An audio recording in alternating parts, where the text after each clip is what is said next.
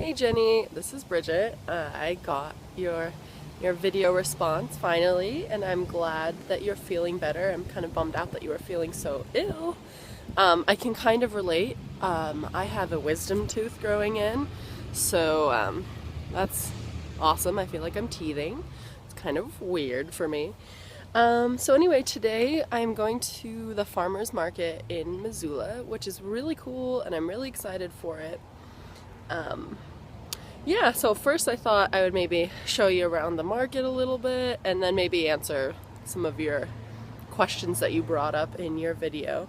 I also just want to say I may feel or sound a little haggard today. Last night was 90s night, so the vodka stains on my Lion King shirt are a pretty good indication of how fun the night was. So yeah, so we'll get started and I'll show you the market first.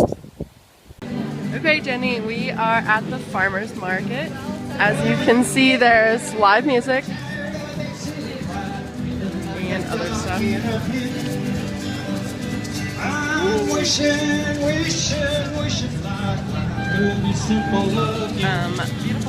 Hello.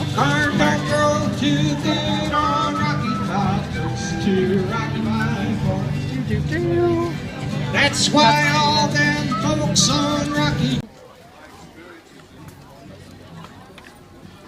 The market. The Wilma. The river's over there. The market. The Bridget.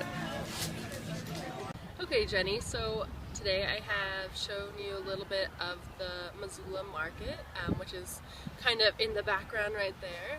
But I thought I would sit down and kind of address your question about how I feel or how I feel like I've grown since being in Northern Ireland a year ago, which is where we met, of course. And I kind of want to address what you said in your video. It's not so much that I had a harder time adjusting, it's just that maybe my experiences there just didn't fit with my personality that much. For me, when I went to Northern Ireland, I'd already been living on my own for 4 years by myself as a full-grown adult. So moving into a new country where it felt kind of like I was being babysat a little bit by those around me, and the apartments kind of felt like a little playground. That was harder for me to adjust to. And it turns out that the city of Coleraine and Port Stewart just aren't really my types of cities. They're very localized and very friendly to each other. They weren't the most welcoming to us, as you remember just as well as I do from the taxi drivers trying to rip us off every time that we needed a taxi.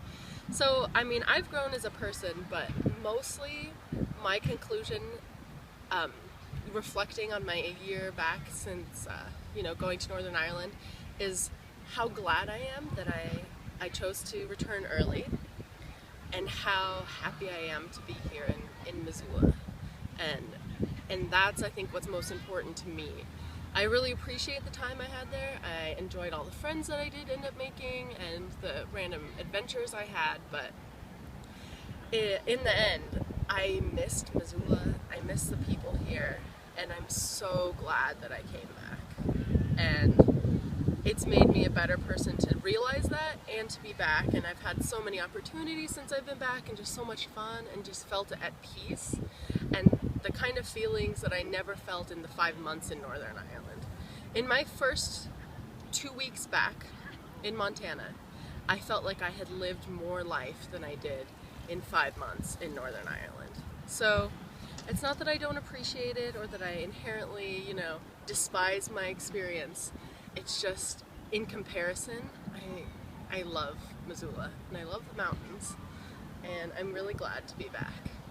So with that, now I would ask that you kind of talk a little bit more about your experience being back in Kirksville, being back in America, and how you feel, and whether or not you miss Northern Ireland. So feel free to tell me a little bit about that, and see you next time.